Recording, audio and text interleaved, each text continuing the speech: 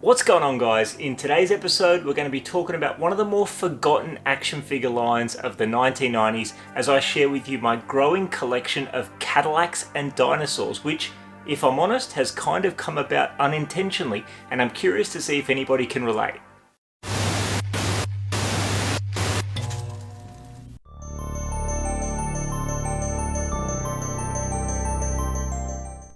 Now, as you may know already if you saw the toy hunting video, my Cadillacs and Dinosaurs collection kicked off about 6 or 8 months ago with this figure right here, Cadillac Jack Tenrec, that I picked up at Collecticon.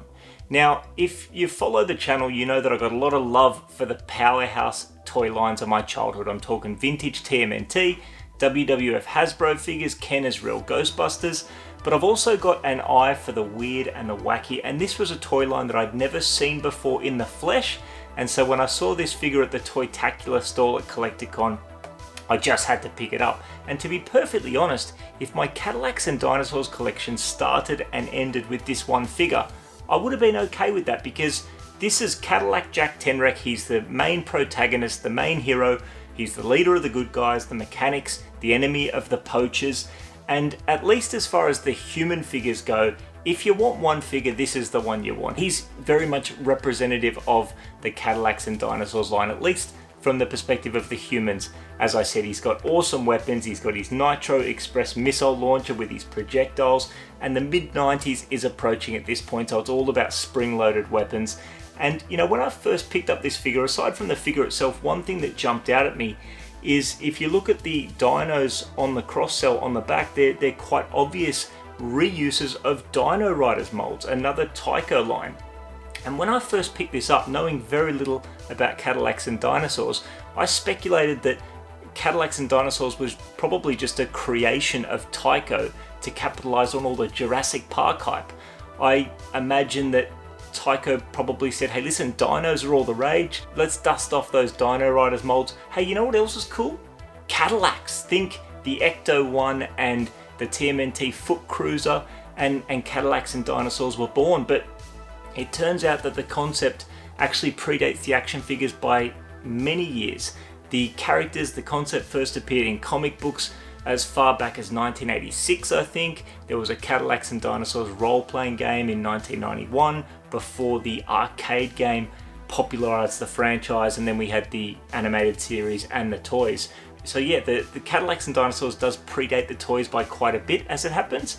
And what's really cool is the commercial for the toys actually kind of acknowledges that, with the characters, the cartoon characters and the figures popping out of comic panels. So it's really cool to see. The battle between the dinosaur hunters and Cadillac Jack never ends. Jack, Hammer, other figures and dinosaurs sold separately. Cadillacs and Dinosaurs for Cadillac Jack Tenrec. The adventure is only beginning. Say goodbye, Jack. Then a couple of months later, Phil from Toytacula, who sold me the Cadillac Jack figure, reached out to me on Facebook and shared some photos of a big lot of Cadillacs and Dinosaurs that he'd sourced from overseas. And it turns out Phil is a big fan of Cadillacs and Dinosaurs himself. He was just sharing with me some photos of some awesome stuff he'd added to his personal collection.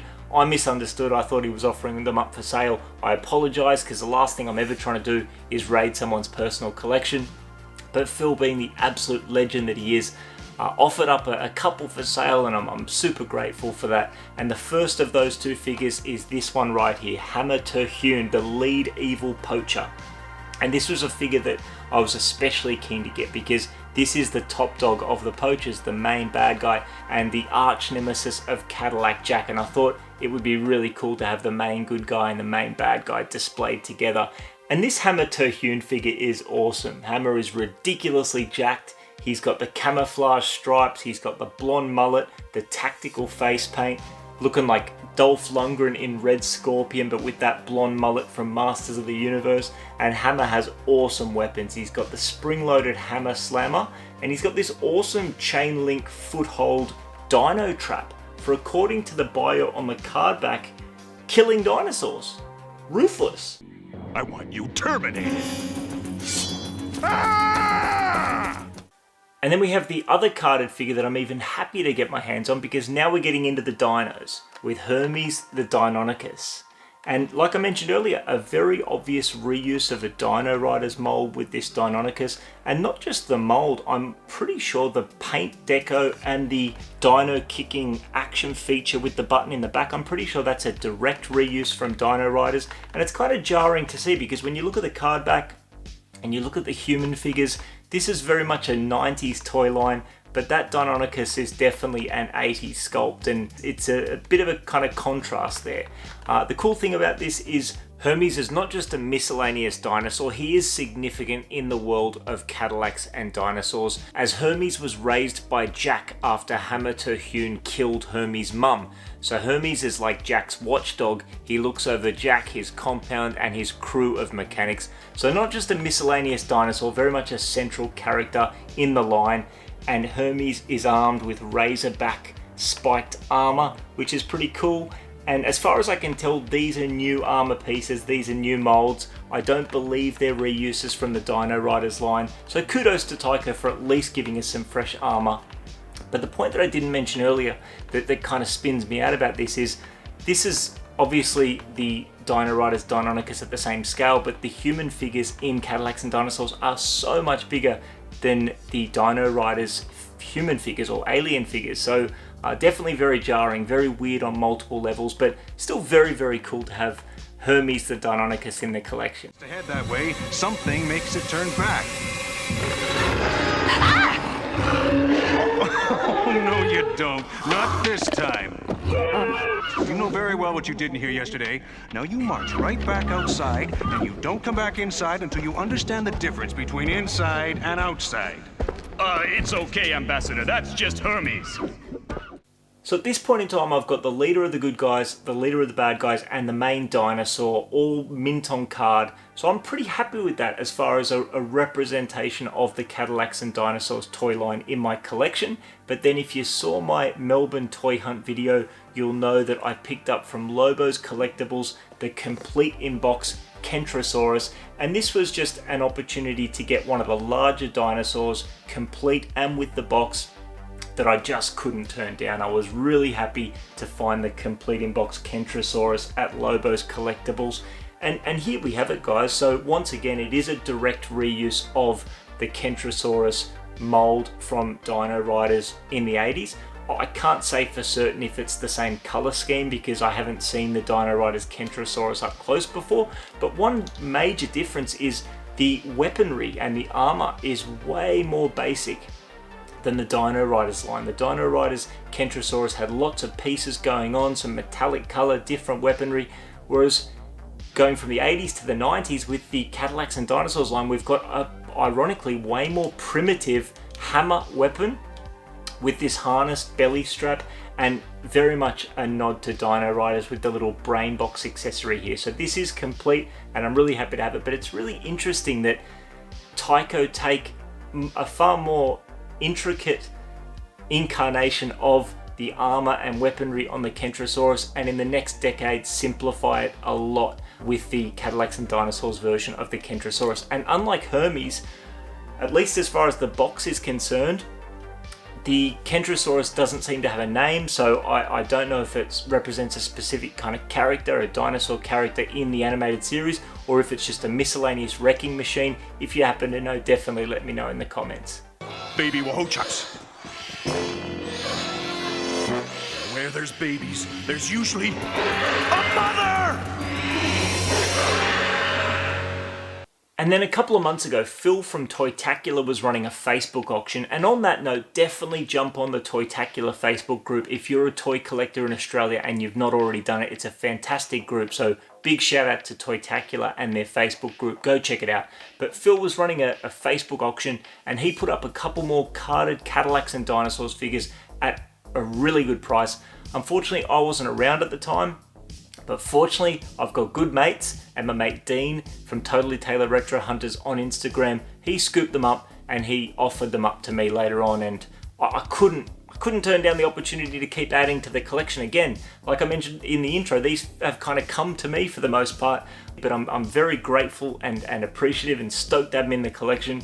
So the first of those two figures is this guy right here, Vice Terhune. So he is another evil poacher. He is the brother of Hammer Terhune, and this is another awesome figure. He's got the adventure gear, he's got the face paint, he's got the dino bones around his neck, so you know he means business. He's got another one of these awesome spring-loaded weapons. He's got the harpoon launcher, and another accessory here in the buzzsaw, which again, according to the card back, Vice comes with a harpoon launcher and buzzsaw for cutting the bones of slain dinosaurs. When you read about these characters, it's definitely a bit of a juxtaposition to Jurassic Park, where you never really see humans harm dinosaurs. These poachers aren't mucking around. So another awesome figure, and I really do like it when they come with an extra accessory in addition to the spring-loaded weapon, because I'm a fan of 90s Playmates figures that came with like 6 or 7 weapons. It can make it really tricky from a collecting standpoint, but when it comes to displaying loose action figures, I need at least one weapon in each hand. So it's really cool to have Vice Terhune with his harpoon launcher and also his buzzsaw. Here they come. It almost makes me ashamed this'll be so easy. Yeah, me too. Almost. Well, I'm just completely torn up about it inside myself. But I'll live. And they won't. And finally, we've got an ally of Cadillac Jack with Mustafa Cairo. And this guy looks awesome. He's got the mechanical leg after losing one of his legs in a previous battle with the poachers, and bionic limbs always score points in my books. And while the poachers have their combat adventure gear, Mustafa Cairo's gone for style. He's got his purple tank top, he's got the yellow bandana, looking very, very 90s, and he's got some cool weapons as well. He's got the spring-loaded Mustafa blaster with the projectile that goes with the blaster, and then he's also got the pipe wrench for fixing Cadillacs and busting heads. So another awesome figure for the collection, Mustafa Cairo, the chief engineer, so you know, very much one of the mechanics with Cadillac Jack, and another really cool figure for the collection. That's the last one, Jack. All systems checked, Mustafa. So guys, there you have it for my growing collection of Cadillacs and Dinosaurs, which, like I mentioned, has kind of come about unintentionally. I mean, I'm super happy to have these figures in the collection, but it's just weird because a year ago, I'd literally never seen one of these Cadillacs and Dinosaurs figures in the wild. And when I picked up that figure at Collecticon, I mentioned in the video at the time that I wasn't holding my breath, expecting to see another one in a hurry. But in the time since, most of these figures have come to me or have popped up in my travels, and I'm super grateful for that. Obviously, I've got Dean at Totally Tailor Retro Hunters and Phil at Toytacula to thank for that, so big shout out to those guys. It's just interesting though, because you compare that to a line like the WWF Hasbro's, where I have to search high and low just to get one loose figure in the collection, and it's weird to me. And on that note, obviously I'm a loose figure collector, so ideally, I'd love to have all these figures loose to display them, brandishing their weapons. To be perfectly honest, these weren't expensive figures. At the price I picked them up at, I could probably justify taking them off the cards. But, I mean, they are in beautiful condition, and I've got a well-documented problem taking figures off cards. So, I think they'll stay carded for now. But on that note, the fact that I've found them all carded and I haven't been able to find one loose in the wild tells me that probably these figures didn't come to Australia in the 90s, and it's collectors that are importing lots like we have here. So, but if you know one way or the other, if you are an Australian and you had Cadillacs and Dinosaurs as a kid, or if you were old enough to remember exactly what was on toy stores you were collecting in the 90s, and you can say one way or the other whether we had them here in Australia, definitely let me know, because I'd be curious to know. But on that note, guys, I'm going to wrap up this video. I hope you enjoyed getting a bit of a look at the Cadillacs and Dinosaurs collection. I certainly hope that I can keep adding to it, because at this stage I've got a couple more dinos, but I've only got 1 or 2 more human figures. So I'm going to keep trying to chip away at this collection. But until then, guys, I will let you go. I hope you enjoyed the video. If you've made it this far, you're a dead set champion. I hope to hear from you in the comments. Let me know if you have any unintentional collections, if you have toys that have just over time come to you. Would love to hear from you in the comments. As always, you can hit us up on Instagram at Crusher Collects. And until the next one, cheers.